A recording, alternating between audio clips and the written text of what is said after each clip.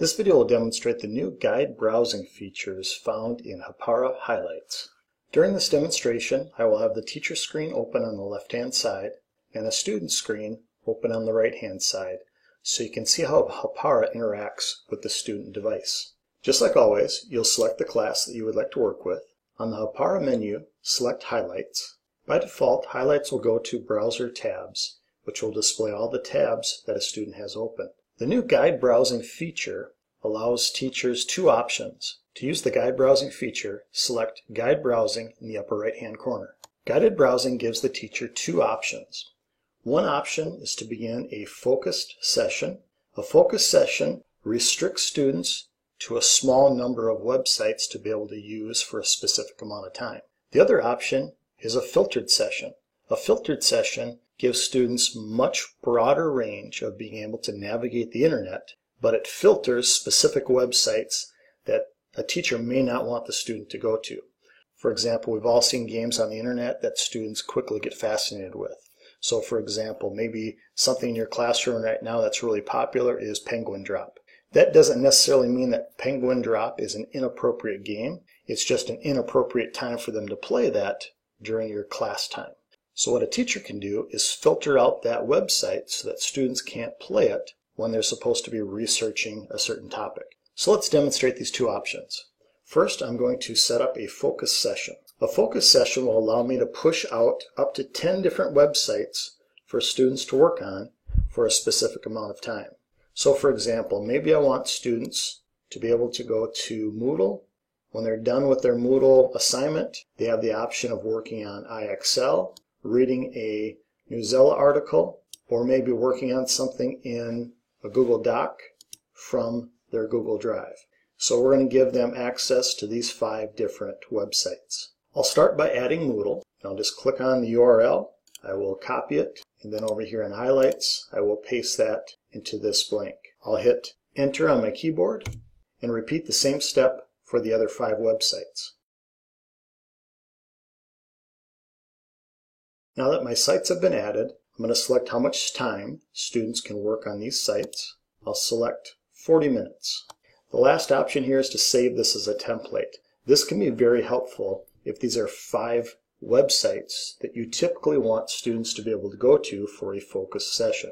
So I really like this option now. I'm going to click Save as a Template, and I will say Moodle Assignments, and click Save. When I'm ready, I can click Start Session. It'll let me know that the focus session is getting ready to begin. Over on the student side, it gives the student a little warning that a focus session is about to begin. When the sites open up on the student Chromebook, the teacher will see those tabs opened up on their highlights screen. Another nice feature about focused browsing is that if a student decides, I don't want to do this, and they try to get around focused browsing by closing the tab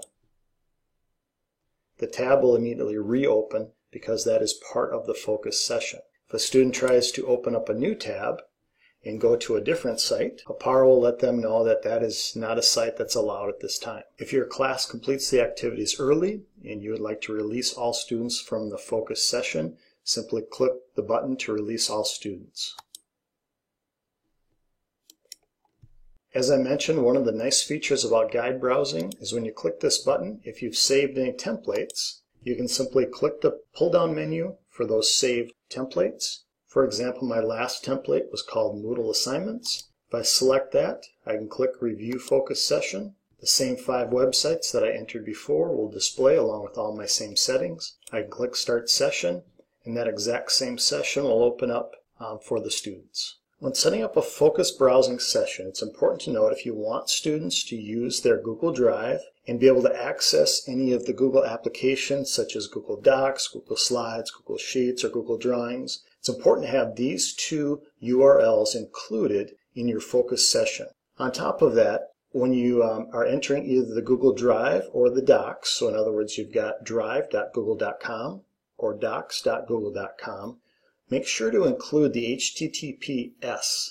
The S is very important because that is the secured site. Students would be able to get to the unsecured site normally, but for a focus session, the S has to be included. The second part of guide browsing is the ability to filter specific websites.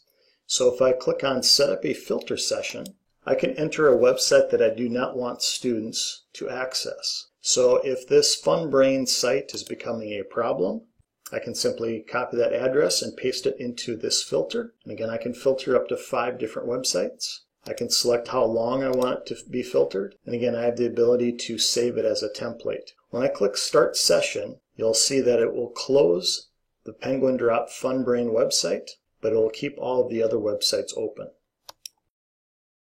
If the student tries to return to the FunBrain website, it'll let them know that that session is currently being filtered. But they are free to go to many of the other websites. So if they wanted to go to commonlit.org, they would have access to that site because it is not being filtered at this time. This video demonstrated the new guide browsing features found in Hapara Highlights.